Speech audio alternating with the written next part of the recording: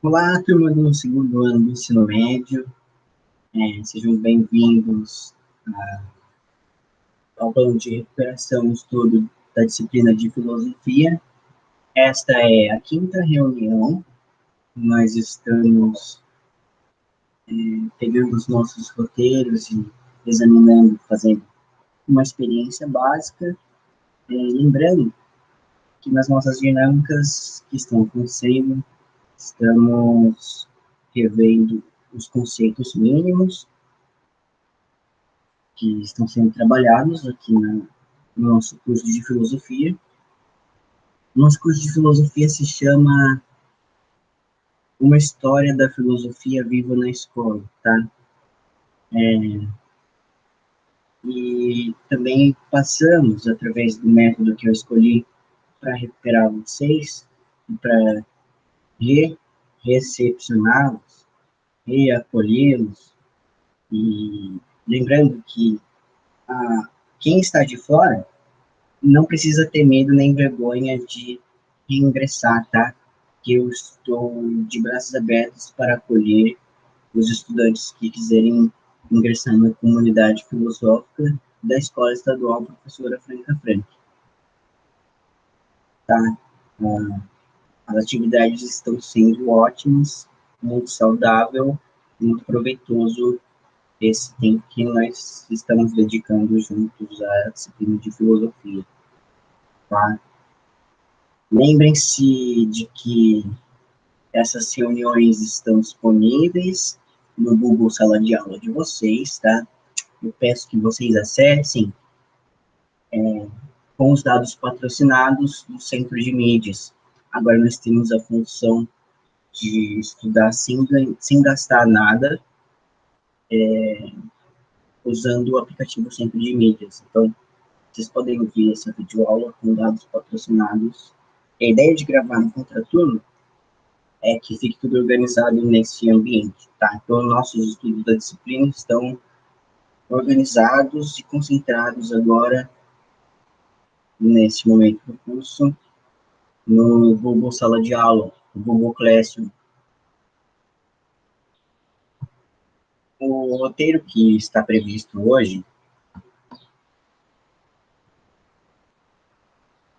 sejam bem-vindos ao meu computador, eu estou apresentando a tela. O roteiro que está previsto hoje é o último do segundo bimestre, tá? Dentro do plano de recuperação e aprofundamento. A nossa redação para o Sartre virá quando estudarmos o Michel Foucault.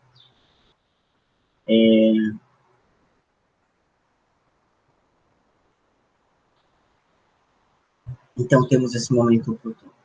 Mas o nosso grande objetivo é escrever uma carta para o Sartre. Vamos abrir este roteiro.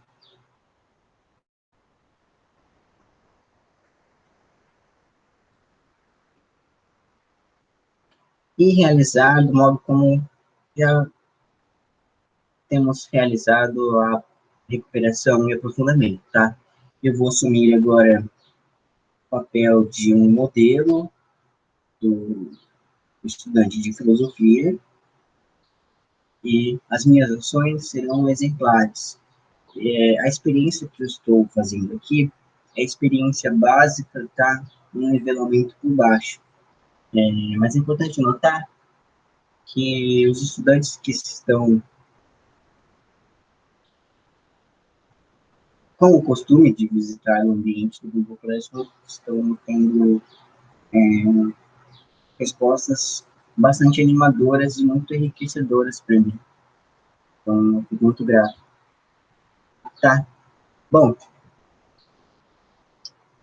os roteiros que nós vimos anteriormente, eu peço que vocês se atentem, antes de começarmos, é que estudamos liberdade e determinismo em duas partes. Esses eram nossos objetos de estudo, tá? E nós nos aprofundamos especificamente em Kant, Freud, Marx, Nietzsche e Sartre, 5 grandes pensadores. Agora nós estamos entrando em uma outra sequência de estudos com os objetos seguintes: natureza e cultura. Então, temos a parte 1,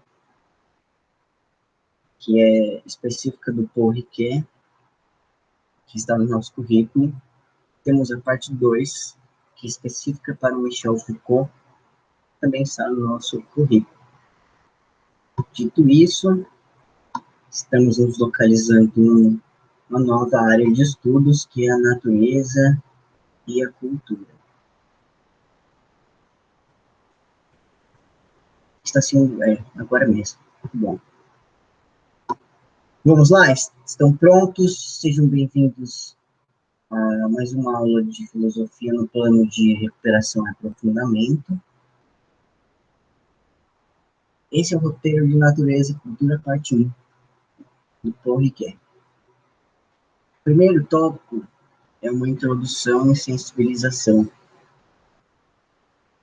sobre tornar-se indivíduo. Existe uma expressão bastante comum, que com certeza vocês devem entender de pronto, que é a seguinte: quem conta um ponto, aumenta um ponto. A ideia é chegarmos ao final deste roteiro tendo alguma resposta certeira para explicar por que quem conta um ponto aumenta um ponto. Então, o que está envolvido nisso?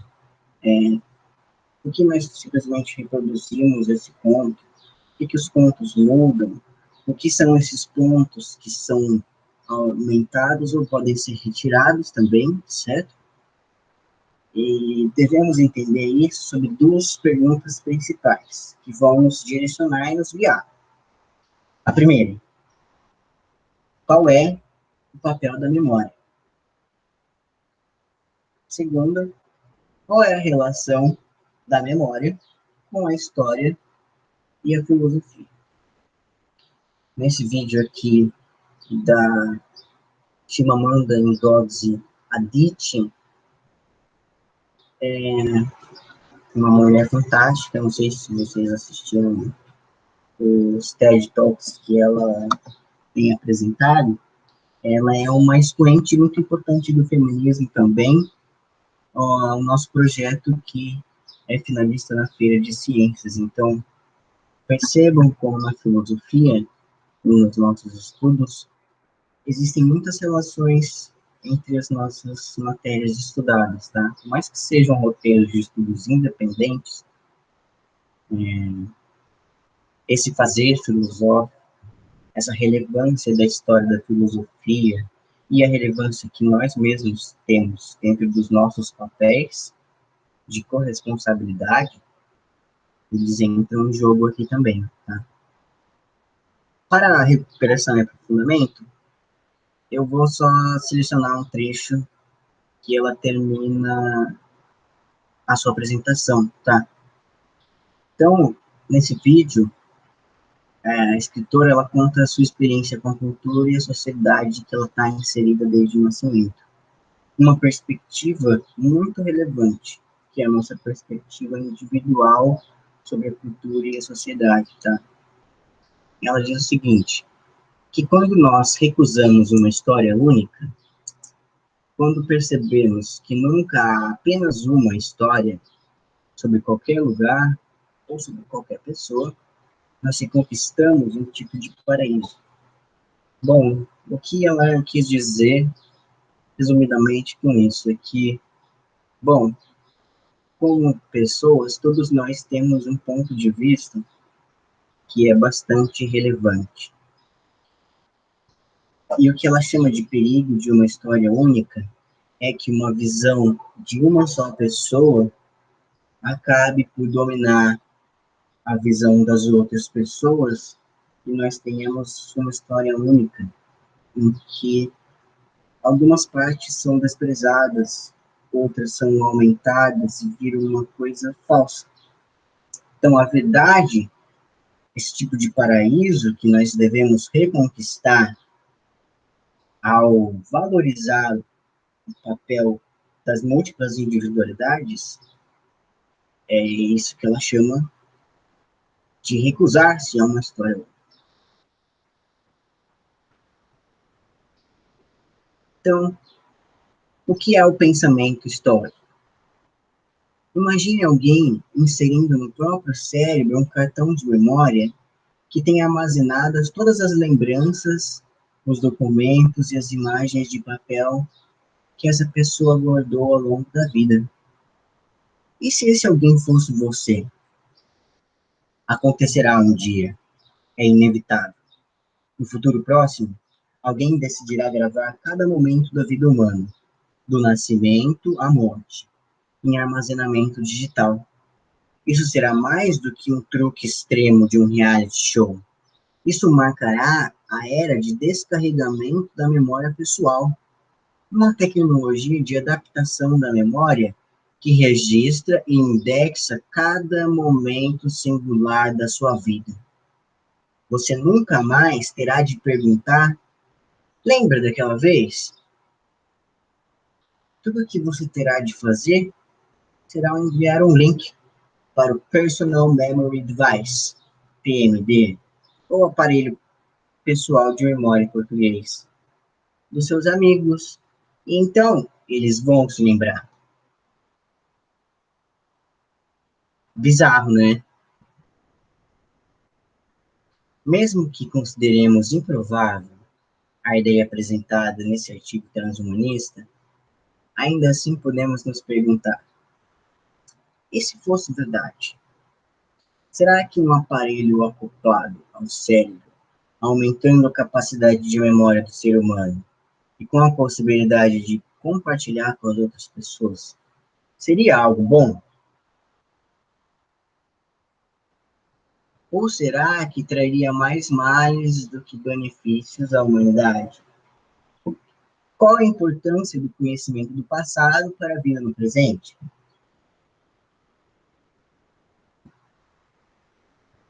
Não respondam ainda, tá? Para refletir essas questões sobre a relação da juventude com o passado, vamos ver um texto de um famoso literato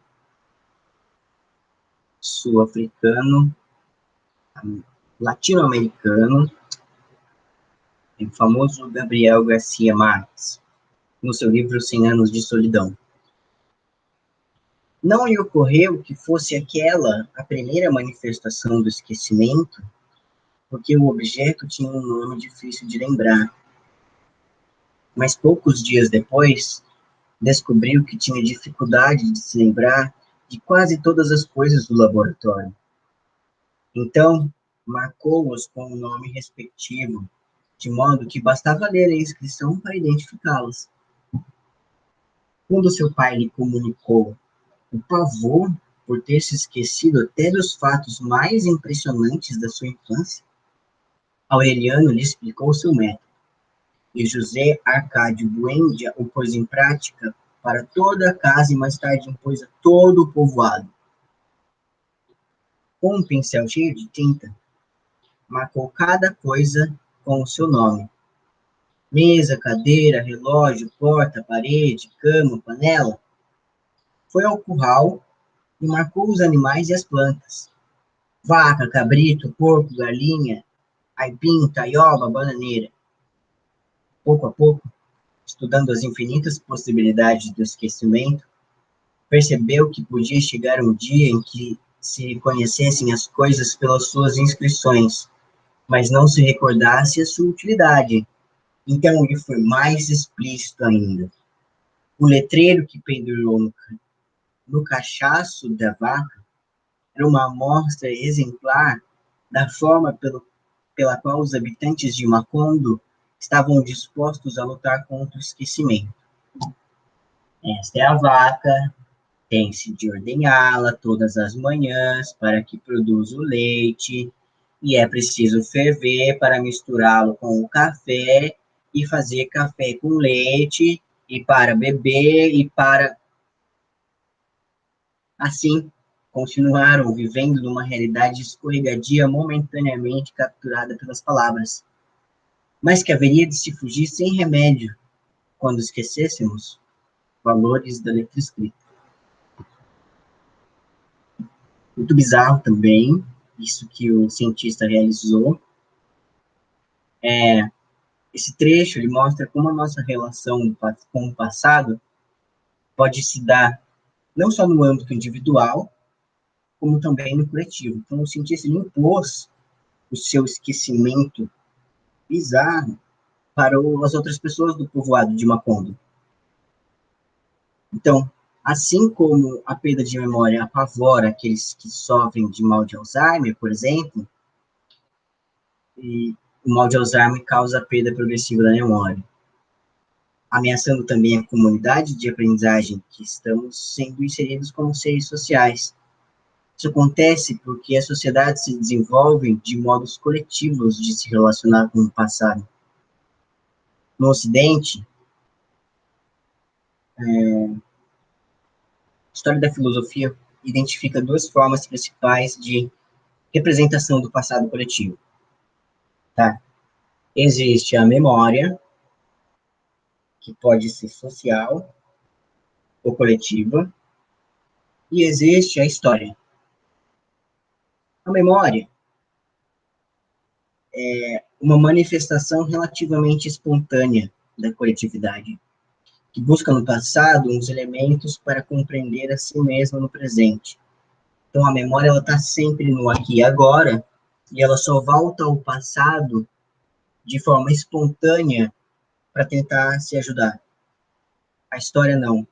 A história ela se apresenta como uma representação formal do passado, com base em uma análise crítica de suas fontes. Então, ela não é espontânea. A história ela é científica.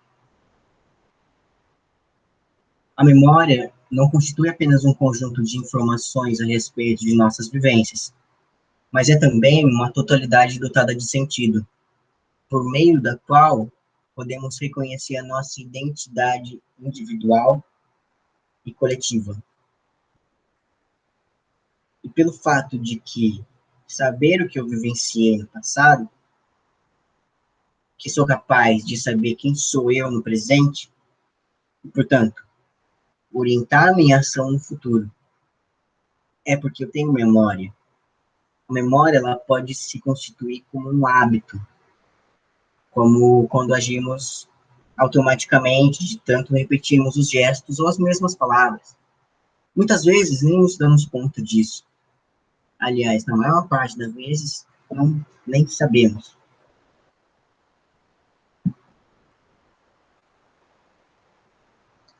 Bom, e outra forma de definir a memória é como um banco de dados, como a capacidade que temos de reter e recortar eventos que podem ter acontecido uma só vez, quando lembramos de um fato marcante, em função do seu significado afetivo, do seu valor, do seu significado cognitivo. Este senhor de óculos e bigodes, já um pouco sem seus cabelos, é Maurice Holbecks. É um sociólogo francês que, influenciado por Henri Bergson, que estudou a memória, e Emile Durkheim, um sociólogo, ele argumentava que o social tinha uma primazia sobre o individual, e que muito do que nós atribuímos aos indivíduos, o conhecimento, os hábitos, os valores, as crenças, os temores, na verdade, fruto da interação do sujeito com o meio social em que ele vive. Então, não é individual, é uma interação desse sujeito com o meio social. A memória, ela não se dá na relação que a memória, ela existe na relação que o indivíduo mantém com os grupos sociais que ele interage. Então, nesse sentido, a recordação ela vai além do ato de trazer à mente, no presente, uma imagem de uma vivência passada, mas ela também adquire um sentido de reconstrução socialmente, que é socialmente partilhada de experiências vividas por um grupo. Portanto, como o mesmo indivíduo pode interagir com diferentes grupos, a família, o estado, o time de futebol, o fã-clube do Harry Potter, ele tem a percepção de que uma individualidade é que unifica essas experiências. Mas, para o Maurício Halbach, isso é um equívoco. O social, ele tem sempre uma prioridade sobre o individual. Então, tanto a memória quanto a história se referem ao passado, mas a maneira de representá-lo é diferente. A memória faz isso com uma forte carga emocional e frequentemente sem nenhum rigor crítico. A história, por outro lado, ela busca um relato com base em um exame crítico das fontes, como os registros escritos, os documentos, de modo que ela possa apurar a verdade dos fatos. Isso, em teoria, vejamos nas palavras de Maurício Halbach. Mas nossas lembranças permanecem sempre coletivas, e elas não são lembradas pelos outros, mesmo que se trate de acontecimentos nos quais só nós estivemos envolvidos, e com objetos que só nós vimos. Não é necessário que outros homens estejam lá, que se distinguam materialmente de nós, porque temos sempre conosco e em nós uma quantidade de pessoas que não se confundem.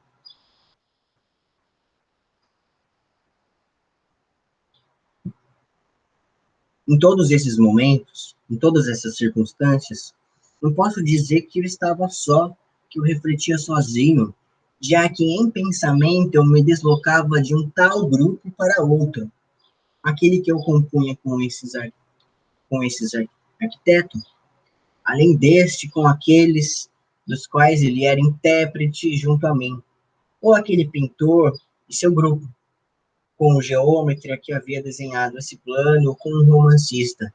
Então, culturalmente, nós estamos todos interligados. Outros homens tiveram essas lembranças em comum comigo. Muito mais. Eles me ajudam a lembrá-las. Para melhor me recordar, eu me volto a eles. Adoto momentaneamente o seu ponto de vista. Entro para o seu grupo, do qual continuo a fazer parte, porque sofro ainda seu impulso e encontro em mim muito das ideias e dos modos de pensar a que não teria chegado sozinho e através dos quais permaneço em contato com eles. E esse trecho está na memória coletiva, na revista dos tribunais. Vamos nos aprofundar agora, que entendemos a diferença entre história e memória, qual é a relação da história com a filosofia no item 3. Esse item tem dois subitens, que um trata-se da história e outro, vamos ver alguns aspectos da constituição da memória. Então, a história é um processo real, social, que envolve a pesquisa e a escrita. Como ela surgiu? Na mitologia grega, a memória era identificada como uma divindade chamada Mnemosine, filha dos deuses primordiais Urano, que é o céu, e Gaia, a terra. Então, a memória é filha do céu e da terra.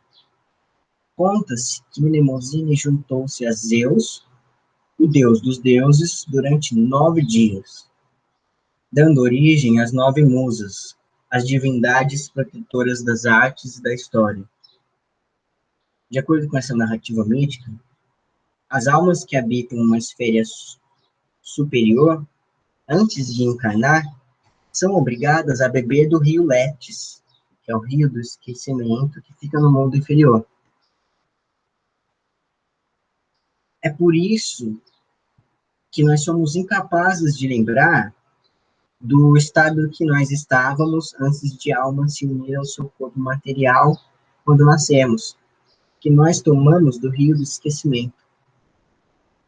E, em razão disso, as musas da mnemocine, a memória, viriam em auxílio dos seres humanos, em especial dos artistas, dos poetas e dos historiadores, que para eles a memória é fundamental. No pensamento antigo, essas são as 9 musas. Quando nós estudamos filosofia antiga, o tema da memória se separa da mitologia e ganha destaque nos escritos filosóficos como os de Platão e de Aristóteles. Então, ao investigar o processo cognitivo referente à memória, Platão comparou essa faculdade da alma como uma lâmina de cera. Ela é capaz de reter marcas ou impressões nelas escritas, mas que vão se apagando com o tempo e a cera volta a ser lisa. Conhecimento, então, é uma recordação desses momentos em que a alma ficou marcada pelas impressões vividas e percebidas. No entanto, para o Aristóteles, a memória associa-se a outra faculdade da alma, que é a imaginação, sendo que esta é percebida como a capacidade de reter imagens e reconhecer no futuro algo já percebido anteriormente. Então, para Platão, a memória é como uma vela de cera. Você pode fazer marcas na memória, mas ela vai voltar ao seu estado natural. Conhecimento é trazer à consciência essas marcas.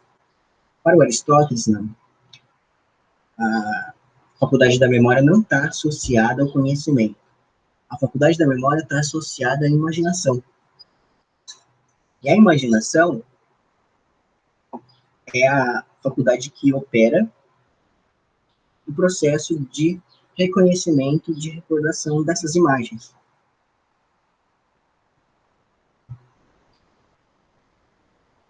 Então, no nascimento da história, essa palavra pode designar 2 coisas diferentes. Nós podemos nos referir à história como sendo um processo histórico, ou seja, a realidade social que se transforma ao longo do tempo, mas podemos usar esse termo também como referência a um campo de investigação que toma por objeto essa mesma realidade social, com suas mudanças e suas permanências.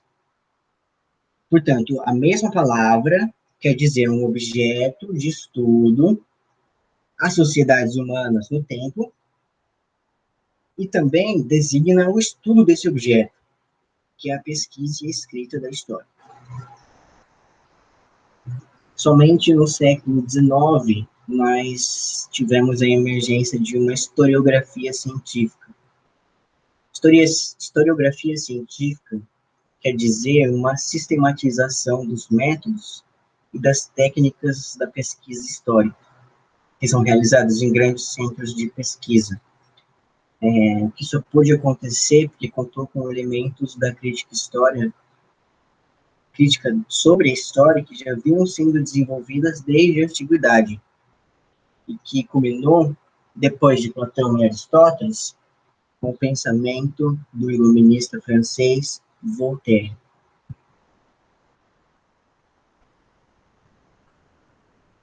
Então, esse pensador Voltaire, no século XVIII, realizou a distinção entre o fato histórico e a ficção fabulativa, que é importantíssimo para nós entendermos qual é a concepção de história que tem o nosso filósofo principal, que é o Paul Ricoeur. A preocupação de muitos pensadores do passado com o rigor das pesquisas históricas inspirou esse filósofo iluminista. O Voltaire é um dos principais representantes do iluminismo, um importante movimento intelectual que aconteceu na Europa que é caracterizado como uma valorização da razão e autonomia dos seres humanos. Além disso, esse movimento filosófico do iluminismo tem uma forte crítica às superstições místicas e às relações de dependência que foram herdadas da época medieval. Então, ele considera imprescindível que o historiador empreendesse um exame crítico das suas fontes, sabendo separar os fatos das opiniões subjetivas. Para o Voltaire, o maior inimigo da história é a fábula, quer dizer, o discurso ficcional. Em suas palavras, na filosofia da história, a história é o relato dos fatos dados como verdadeiros, ao contrário das fábulas, que é o relato de fatos dados como falsos. Assim ele nos diz. Então, por causa da fábula, muitas vezes somos incapazes de distinguir entre o que é fato e o que é ficção. E nós misturamos a narrativa histórica, esses relatos de eventos que jamais aconteceram de verdade. Sendo dessa maneira, a história simplesmente deixa de ser o que ela é, uma exposição fidedigna dos acontecimentos do passado, e se transforma em mera fantasia, que entretém, mas ela não é capaz de educar. Para entender o que o Voltaire quer dizer, vejamos no terceiro texto desse roteiro. Se numa ocasião importante, um general do exército, um homem de Estado, falou de uma maneira singular e forte, que caracteriza seu gênio e o de seu século, deve-se, sem dúvida, reproduzir o seu discurso palavra por palavra. Tais arengas, tais minúcias, são talvez a parte mais útil da história. Mas, por que fazer um homem dizer o que não disse? Seria quase que a mesma coisa que lhe atribuir o que não fez. É uma ficção imitada de Homero, historiador antigo. Mas o que é ficção num poema torna-se, a rigor, mentira num historiador. Vários antigos usaram esse método. Isso não prova outra coisa, a não ser que vários antigos quiseram dar exibições de sua eloquência à custa da verdade. Então, para esse pensador, a história não se limita à recuperação de tudo que aconteceu no passado, ponto por ponto. Porque o passado está repleto de informações inúteis e de curiosidades que não trazem nenhuma vantagem real aos leitores do presente, que são as pessoas que importam. Nessa perspectiva, a história só se ocupa de personagens virtuosos, cujos exemplos devem ser imitados, ou insensatos, cujos exemplos devem ser evitados. O resto pode ser esquecido, porque o sentido mais importante da história é instrução moral. Bom, além de se ocupar com a questão do conhecimento histórico, o Voltaire procurava também interpretar a história como um processo. O que quer dizer processo? Em primeiro lugar, Voltaire via com bons olhos os avanços da civilização e dos bons costumes. O desenvolvimento das ciências e das artes era para esse pensador iluminista o sinal mais claro de que uma civilização tinha chegado ao seu auge. Contudo, não concebia o progresso da humanidade em trajetória contínua e constante, mas de uma maneira dinâmica.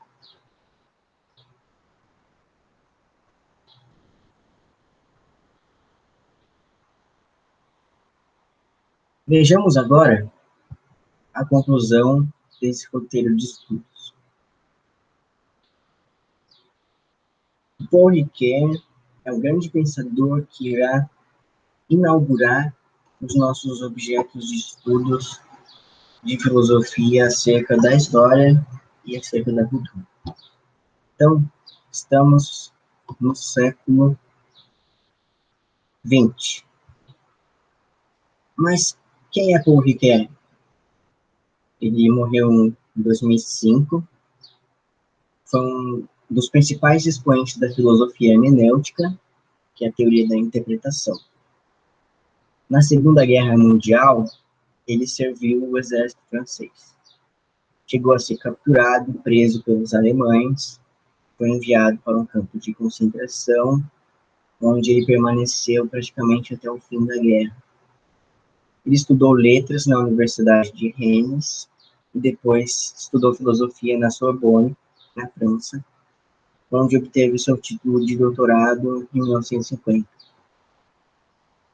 Ele lecionou em diversas universidades de prestígio, como a Universidade de Estrasburgo, a Universidade de Paris 10, a Nanterre.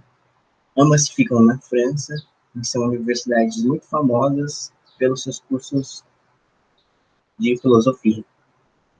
E também estudou na Universidade Católica de Louvain, na Bélgica, e nos Estados Unidos um pouco depois, na Universidade de Chicago. Ele é um filósofo cristão e seus trabalhos de teologia são conhecidos e respeitados. Mas esse viés cristão não se coloca como fundamento dos seus escritos filosóficos, porque em grande parte foram influenciados pela fenomenologia. Lembram-se quando vimos fenomenologia com Merleau-Ponty e com Heidegger?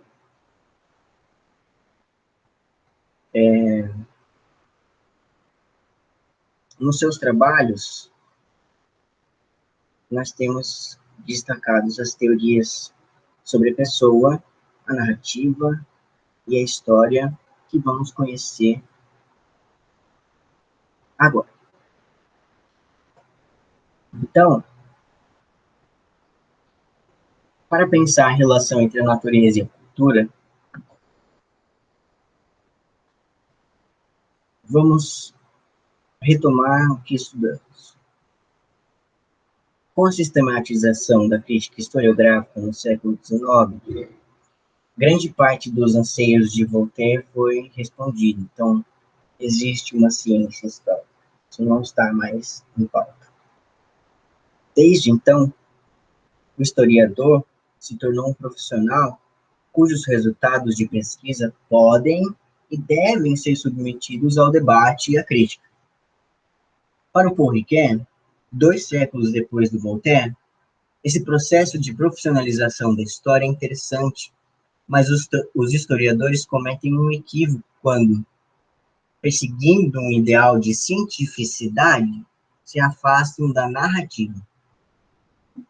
Ele vai argumentar que a experiência humana do tempo só pode ser apresentada de forma narrativa. E como a passagem do tempo é uma referência fundamental da história, o historiador não pode se furtar à narração dos acontecimentos. Em suas palavras, o que está na tela para vocês é em verde. O tempo torna-se tempo humano na medida em que é articulado de um modo narrativo. E a narrativa atinge seu pleno significado quando se torna uma condição da existência temporal.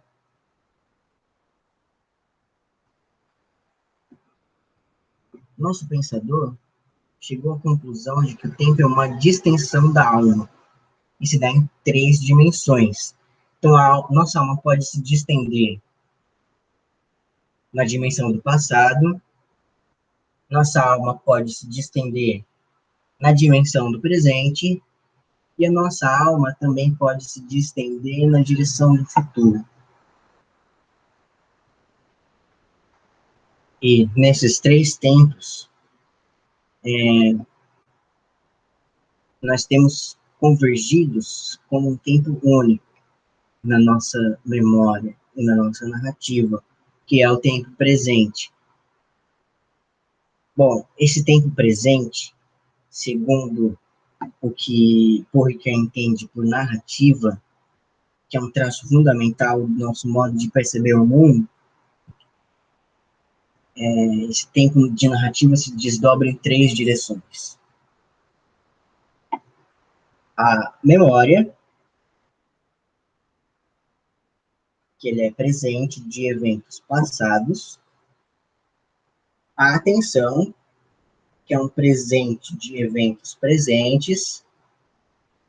E a expectativa, que é um presente de eventos futuros. Então, vejam, como nós falamos em Merleau-Ponty, a nossa consciência ela é sempre atual e nossa consciência se dá de uma maneira reflexiva. Essa consciência reflexiva que vem da fenomenologia vai se encontrar em Paul Ricoeur na defesa da narrativa que ele fala sobre a experiência humana.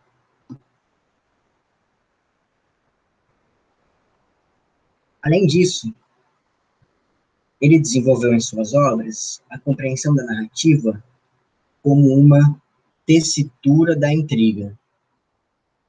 Tecer a intriga é reunir elementos dispersos e diferentes, como os personagens, ações, cenários.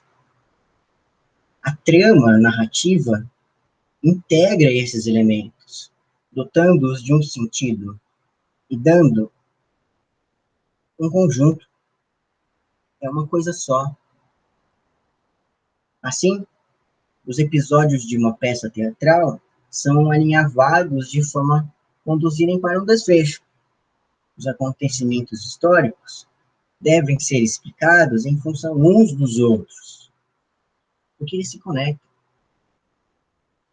Para o Paul Ricoeur, mais do que ordenar cronologicamente os acontecimentos, o historiador deve relacioná-los, levando a uma visão de conjunto sobre o contexto histórico que ele está se dispondo a analisar.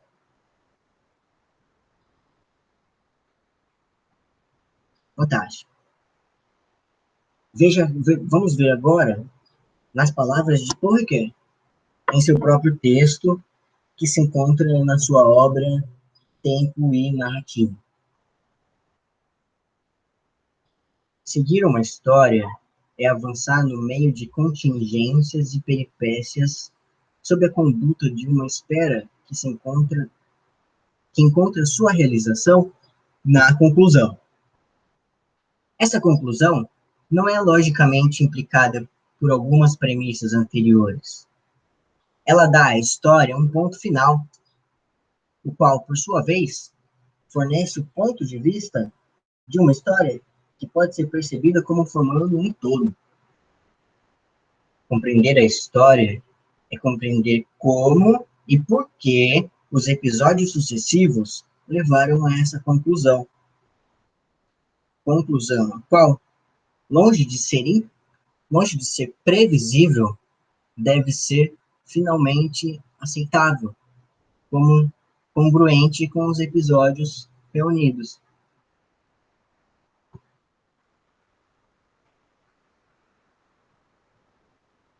Então, enquanto Agostinho, na Idade Média, interpretava o tempo como uma distensão e, portanto, como uma discordância,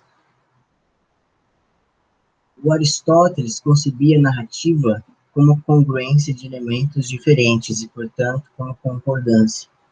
O Paul Ricoeur, numa sacada genial, ao unir a perspectiva desses dois pensadores, o Agostinho e o Aristóteles, construiu um modelo de concordância-discordância. Assim mesmo, como eu disse, concordância-discordância, como uma palavra só, em que ele chamou de síntese do heterogêneo. Tá, esse é um conceito dele. Para o Paul Ricoeur, a história precisa da narrativa para ordenar um passado que à primeira vista se apresenta como disperso, fragmentado, ou seja, heterogêneo, e que, na perspectiva da concordância e da discordância, eles chamam isso de uma síntese. Para terminar a experiência básica desse roteiro, nós podemos dizer, então, assim como Voltaire insistia na autonomia da história, em um período em que era frequente a confusão entre história e literatura, essas disciplinas não estavam separadas ainda. Paul Ricoeur, em uma época em que a história conquistou um lugar distinto da literatura, já estavam separadas. Ele não hesitou em identificar um parentesco entre a escrita historiográfica e a narrativa literária. Vejam nessa imagem que nós temos um soldado do Exército Vermelho numa foto de 1945. O Riquet, ele foi um judeu que ficou sozinho no Natal. Quer dizer, ele foi para o campo de concentração e lá aconteceram coisas terríveis. Nessa foto nós temos um soldado do Exército Vermelho com a bandeira soviética no Palácio de Reichstag, em Berlim, na Alemanha. Às vezes lemos em notícias, livros de história, que a Alemanha invadiu a Polônia e que os Estados Unidos decidiram entrar na guerra. Essas expressões, para o Paul Ricoeur, mostra que nós entendemos os estados como se fossem personagens. Vejam, estamos narrando. A Alemanha invadiu a Polônia, passado. Estados Unidos decidiram entrar na guerra, presente. O que só evidencia a necessidade de expressar a história de uma forma narrativa. Então, a história ela não é só uma ciência, ela precisa da narração.